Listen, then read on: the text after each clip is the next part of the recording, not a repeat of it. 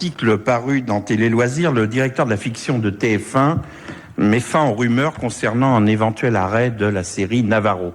Tu vois, on était vachement inquiets parce que, bon, surtout Marek qui me disait merde, j'espère que ça va pas ça. Alors, et ce monsieur donc déclare, d'une part, nous avons signé des épisodes jusqu'en 2007. Et d'autre part, je ne vois pas pourquoi, pour quelle raison, on arrêterait la série après 2007. Moi, si je peux me permettre, j'en vois une de raison. Elle vaut ce qu'elle vaut, c'est qu'en 2007, Roger Hanin aura 82 ans. C'est-à-dire que quand on voit déjà aujourd'hui, vous savez que, bon, la pire de la plus échevelée de ces cascades consiste à descendre de la voiture, après t'as le mec qui dit coupé, puis t'as les infirmières qui courent avec la tente d'export. Non. Tu imagines ce que ça va être en 2007. Mais attendez, moi, je vois des... Non, ils sont malins à la télé parce que, en fait, il y a des auteurs qui vont mettre en situation. Tu vois, du genre, les enquêtes du commissaire Navarro à la maison de retraite Les Myosotis. Mais attendez, aujourd'hui, vas-y, fais une musinière. Aujourd'hui, l'affaire Polydent. Alors ça commencerait, vous savez, par une scène angoissante en caméra subjective, on verrait une main gantée la nuit, couvre une chambre, comme ça. La maison de retraite. On devinerait que quelqu'un entre sans bruit, vous voyez.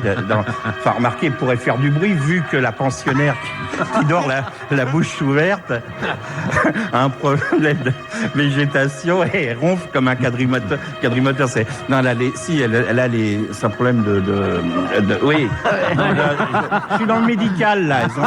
Les gens ont vous savez, non, c'est pas. Je sais pas, les végétations qui ça fait. La fesse aussi, ça fait. Enfin bon, bref. Donc, mémé dort, et alors. Vous verrez. Remets le. Dis non. Alors. Bon. Mais quel tyran vous faites, Guy. Donc, ça. Alors, mais elle se réveille en sursaut, mais c'est elle-même, parce que des fois, elle ronfle tellement fort que ça la réveille. Tu sais, les vieux. Eh bien. Après, parce que comme il n'y a plus le dentier, la bouche est libérée, elle est contente et tout. Elles font ça et elle se rendort. Bon. Et l'autre approche, il continue, il avance, il arrive dans la salle de bain. Bon, là, comme c'était TF1, il était prévu que la caméra s'attarde sur les sous-vêtements féminins. Mais, bon, suite à des tracas gastro-intestinaux, bon, mémé a abusé des pruneaux à midi. À midi, c'était pruneaux ou crème caramel. Elle a pris, bon. Du coup, au lieu d'être posée sur le dossier de la chaise comme c'était prévu, la culotte trempe dans le bidet. Donc, par une pudeur qui l'honore, la caméra va tout de suite sur l'étagère. Sur la tablette, donc, et on voit la main gantée se saisir du tube de dentifrice. De Polydent. Il l'a dit. Carmouze. Ouais, on se demande après pourquoi t'as plus de boulot à la télé. Même Daniela Lambroso, elle te coupe, hein. Elle te coupe. T'as vu comme elle te coupe, Lambroso? Non, c'est parce que Lornac jouait un peu fort avec Polydent. Non, Lornac joue très bien. À mon âge.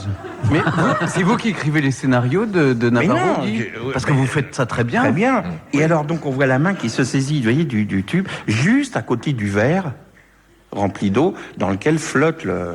Bon, d'où s'échappe, vous savez, il y a des petites remontées de bulles comme les coraux, des mers australes, vous voyez. Ça, vous en trouverez. Et il y a toujours de la poésie, vous voyez, dans mes chroniques. Oui. Parce que cette métaphore des bulles qui remontent de l'appareil dentaire comme des coraux, ça, personne vous l'a fait? Non. Bon, non. Voilà. Enfin... Le lendemain, dès l'aurore, Navarro a commencé son enquête. Dans la salle du petit déjeuner, il est là avec son pyjama rayé. Et juste au moment où, dernière sévère, Navarro, ça rigole pas, il demande à ses voisins de table s'ils n'ont rien entendu d'anormal pendant la nuit. L'infirmière l'interrompt brutalement en disant « Oui, tout ça c'est bien joli, monsieur Hanin, mais cette nuit, vous n'avez pas mis vos couches. Moi, je vous préviens, on en a marre, on change plus les draps. » Bon. Alors... L'autre, écoutez, je suis le beau-frère du président, on n'en a rien à foutre, on met sa couche et on pisse pas au lit. Bon, voyez, alors donc, vous voyez, il a raison, monsieur de TF1, il n'y a aucune raison d'arrêter Navarro en 2007. À propos d'anciens, un mot sur Bruno Mazur qui, une fois par semaine, a droit à une page dans France Soir. Vous avez vu ça? Oui, ça s'appelle Signature, ça fait prestigieux, on dirait un truc de Stéphane. Signature. Bon, mais vous ne fiez pas au truc, hein, parce que derrière c'est du cul, c'est du Bruno Mazur. Donc là c'est un truc sur la guerre, c'est un article sur la guerre et il a intitulé ça Au rapport. Bah, heureusement que je viens tous les jours, parce que ce que vous dites, ce que vous balancez sur ceux qui sont pas là, Guy... Mais non, mais il le sait, mais on va en parler avec lui. J'espère qu'il écoute. En fait, c'est quand il était à l'armée, le meilleur moment, c'est quand l'officier de semaine criait au rapport. Bruno, il disait voilà. Bon. C'est aujourd'hui. Donc, non, oui, Bruno Mazur nous informe, je cite, il commence son article dans François en disant, cette semaine, il sait qu'on l'aime, Bruno, enfin, tous les gens, on va pas, ne commencez pas à créer, vous aimez bien créer oui, je crée. Alors, allez-y. Des tensions qui n'existent pas. Oui, bien sûr. Vous pourriez battre des montagnes avec ta hargne. Tu sais, il est bien loin, le petit Stéphane. Il courait vers moi, les bras tendus, en criant « Guy, je t'aime ». Les bras écartés, pas tendus. Donc, Bruno Mazur... Bruno Mazur... Ça, tu sais, être auteur et en sort... Alors que avec lui, je suis gentil sur le Sinatra et tout. Vous avez remarqué Achetez son Sinatra, il est très Non, bien. c'est demain. C'est demain. Non, mais vous pouvez l'acheter. Moi, je l'ai eu avant. On peut l'acheter aujourd'hui, mais il en parlera. Parce que après, très bien. on va dire France Inter fait pas bon. Donc, Bruno Mazur commence son article, disais-je, en expliquant qu'il est de fort mauvaise humeur, car ça fait longtemps qu'il n'a pas eu de rapport. Voilà. Donc, on va lancer une grande opération, mesdames. Alors on va sélectionner. Mesdames, si vous avez moins de 30 ans, et si vous êtes du sexe masculin, alors donc écrivez à Bruno Mazur. Enfin bref, il y en a. Bon, vous avez. J'aime bien tenir les auditeurs au courant de la vie sexuelle. Vous, Stéphane, on sait que vous êtes resté 21 semaines sans avoir d'activité sexuelle. Et là, vous êtes revenu. Alors, vous êtes revenu d'Inde, et j'apprends. On se demandait qui était l'heureux élu, et j'apprends dans ce mensuel Paris Côte d'Azur International que je montre au public. Vous voyez, voilà cette photo qui nous dit. Alors textuellement, sans ça n'aurait pas de sens, je vous dis, une cinquantaine de couples du show business se sont retrouvés à l'invitation du PDG de Moet Hennessy, où il devait avoir besoin de champagne pour une réception, donc il est allé faire sa promo. Et alors, Stéphane Bern y a été surpris en compagnie de la créatrice de mode, Chantal Thomas. Et oui, maintenant, on sait d'où vous viennent ces ravissants petits strings en dentelle que vous nous montrez régulièrement au bureau, Stéphane. Et à propos de strings en dentelle, je voudrais remercier nos petites copines de Wissembourg qui nous ont envoyé des strings en coton, tricotés. Tricoté, hein. Avec Vamos à Mykonos. C'est fini, Mykonos, maintenant. Hein, et dire que c'était la ville de ton premier... Mais non, c'est fini. Maintenant, c'est l'Inde. Et pour moi, où elle a écrit ici, tout n'est que beauté, luxe, calme et volupté. Oui, voilà, c'est ça. Mais il y a moins de matière pour vous. Non, mais c'est vrai. Elle s'est pas foulée, là. Elle a pas beaucoup tricoté pour vous. Non, mais la ficelle est plus longue. Avec vous, les ficelles sont assez longues. On dirait le maillot dans le marais de la coiffeuse. Alors, non, mais bon, alors voilà, on est content. Bon, en plus, vous êtes avec ça vous change pas de la princesse de Chimay, c'est le même âge.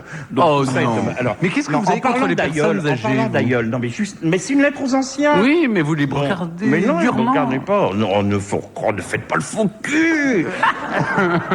En parlant d'aïeul, François, il y a un article sur Macha Béranger ce matin dans François. Et alors, c'est affreux, ça s'appelle Les Reines de la Nuit, et c'est Macha contre sa concurrente d'Europe 1. Je sais même plus son prénom, et elle se balance, tu peux pas savoir. Donc, voilà, alors ça commence. Macha démarre en disant, l'autre est psy, l'autre est psy. Donc Macha dit, je ne suis pas psy, mais moi je tends la main, etc. Du genre, toi t'es qu'une salope intéressée, tout ça. Bon, et alors, ensuite, elle dit, et pas d'ailleurs, moi j'ai le cœur dans l'oreille. Bon, ça c'est depuis qu'elle fait du yoga. N'essayez pas sans entraînement. C'est Stéphane qui lui a montré en revenant d'Inde. Enfin bref. Et alors, l'autre, elle s'appelle Caroline, l'autre. Elle répond, c'est vrai, pour moi, c'est obscène de faire des effets de voix en écoutant les histoires intimes des autres. Voyez ? Ça, c'est une attaque en règle. C'est une attaque en règle, alors que c'est dégueulasse. C'est comme si, vous voyez, Macha méprisait les autres, alors qu'elle s'en fout. Elle est en train de faire les mots fléchés de Maître Capello, Macha, quand il y a le dépressif Capel, donc elle n'est pas du tout méprisante. Bah oui. Donc, enfin voilà. En tout cas, je voudrais dire à cette Caroline, là, d'Europe 1, qu'en parlant d'obscénité, c'est sûrement plus obscène d'interrompre un dépressif qui lui raconte une histoire intime pour balancer une pub Le Roi Merlin. C'était Guy Carlier. Et après, on a le temps là parce que comme bon, on le sait, Marek est un déconneur, c'est vrai. Bon, c'est moi, si vous voulez, j'aurais aimé un peu plus de sérieux dans votre personnage, Marek. Jean-Marie Cavada m'a dit qu'à la marche du siècle, vous lui avez pourri la marche du siècle. Non, c'est la danse des canards et tout ça. Bon. Je voudrais que vous me fassiez un cadeau, qu'on rapproche nos micros et que vous chantiez avec moi. C'est un fantasme. Je te tiens, tu me tiens par la barbe. Mais vous n'avez pas de barbe, mon Non, cher. mais oui, mais moi, vous aurez peut-être mais il y a peut-être Non, mais vous savez, il a fait danser Boutros Ghali. Non, mais c'est pas Mais absolument pas. lui, c'est normal, parce Alors. que c'est une danseuse professionnelle. Absolument. Allez-y, Marek, allez-y. Prenez mon menton. Alors, racontez-moi. Commencez, c'est vous les chanteurs. Voilà, je chante et vous, mais vous devez pas rire, Marek. Je vais Allons-y. essayer, c'est difficile. Vous chantez derrière moi, allez-y. Je te tiens. Répétez, Alors, je te tiens. On dirait Louis de Non, Funès. Je vous oui, tiens. moi bah ouais. aussi. Par la barbichette, le premier de nous deux qui rira aura une tapette. Bravo. Non, faut pas rire. Ah non, mais je n'ai pas rigolé. Sinon, il y a la tapette, tu sais non, qui non, j'appelle, mais hein. Je suis pas là pour rigoler.